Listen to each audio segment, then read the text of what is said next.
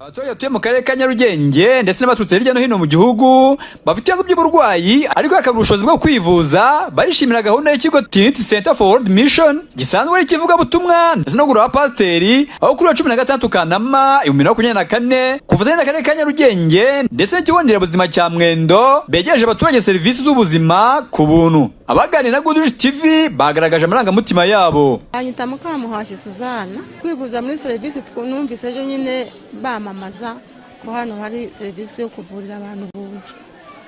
Uko rero nibwo nanjye naje gutyo sana n'uwo mwana muzi kumukoza neza nanjye nje kwivuza nuko bashimira none se umva wabura kubashimira ubuse ko batubwiye bati n'abatarabona na mituweli igihe zitaraboneka ntabwo tugomba kubaterera, tugomba gufasha abanyarwanda bacu tukabavura. Benshi mituweli zikaba zitari bwaboneke kandi bakaba batuvuye dutashye, urumva ikindi wabaga yari ikihe. Twagirayezu Hassan amatangazo yagiye aduhitaho batubwira ko hano ari ubuvuzi burimo kuvura ubuntu, buri muntu wese batubwira ko bavura amenyo, imivuduko.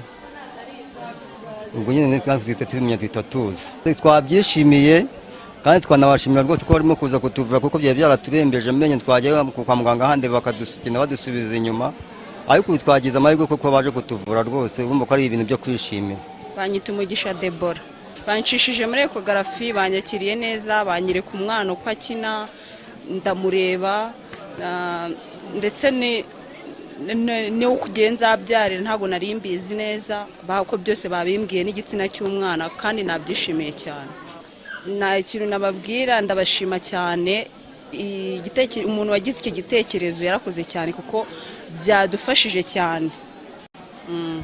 Kwizera Nehemiya umuyobozi wa Trinity Center for World Mission mu Rwanda ashimangira ko mu ivugabutumwa banafatanya na leta mu bikorwa byo gufasha mu buzima. Kwizera Nehemiya mpagarariye Trinity Center for World Mission mu Rwanda, nyihagarariye mu rwego rw'amategeko nkabona directeur w'iki kigo. Dukora ibijyanye n'ivugabutumwa ariko tukagira imirimo dukorana n'inzego za leta, ariko byose bikaba bishingiye ku murimo w'Imana, icyo twita mass ministry cyangwa se ibikorwa by'urukundo. Mu bikorwa by'urukundo dufasha abatishoboye iyo bibaye ngombwa ko umuntu atugeraho akeneye ubufasha kandi tubona bikwiye cyangwa se mu gihe ubwo bufasha tubufite turabumuha. Ni muri urwo rwego tujya dukorana na leta, inzego bwite za leta. Muri urwo rwego muri bimwe dukora tujya dukora ibikorwa byiza by'urukundo aho twishyura mituweli, buri mwaka twishyurira mituweli abaturage mu murenge wa Kigali. Ni muri urwo rwego twatekereje n'igikorwa twakora n'ibi twabikoze muri icyo gikorwa cyo kuba twafatanya muri ya mirimo, tuza kwegera inzego z'ibanze tuzibaza uko twabikora. Tumaze kubabaza nibwo batuyoboye ku ivuriro rya Mwendo. Ivuriro rya Mwendo tubabwiye uko bimeze, ibyo ari byose barabishimye, igikorwa baragishima, bafata initiative yo kugira ngo babishyire mu bikorwa. No kuvuga ngo nibo bayoboye iki gikorwa cyose kugira ngo kibeho. Twebwe Trinity icyo dukora dusapotinga financially iki gikorwa, ibyo depense zose zigendamo Trinity niyo ibisapotinga, ariko igikorwa cyo kikayoborwa n'ivuriro rya Mwendo mu rwego rwo gufasha abaturage baryo. Uwamahoro Genevieve avuga ko iyi gahunda ijyanye n'imihigo y'akarere ndetse ko umuturage wese uri bugera ahangaha aza kuvurwa ku buntu. Serivisi z'ubuvuzi aho dufite gahunda zo gupima indwara zitandura, gupima umuvuduko w'amaraso, gupima diyabete.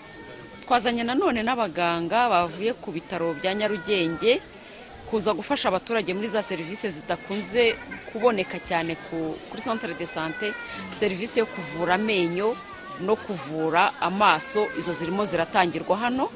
Indi serivisi twegereje abaturage niyo gusiramura. Serivisi yo gusiramura abana kuva ku myaka 5 kuzamura nayo irimo gutangirwa hano, dufite abaganga barimo kuyikoraho. Nanone turimo gupima ababyeyi batwite kugira ngo bacishe muri ekogarafi turebe uko umwana ameze mu nda, hiyongereyeho na gahunda yo kuboneza urubyaro. Ibikorwa byose turimo gukorera hano twegereje abaturage, byose buri wese serivisi ari buhabwe n'ubuntu. Iki gikorwa akaba ari ngarukamwaka aho uyu mwaka kizaho iminsi 2 kuri wa 16 na 17 Kanama. Uyu murenge wa Kigali ukaba usanzwe utuwe n'abaturage 63,000. Ndi Kwimana Patrick, Goodrich TV.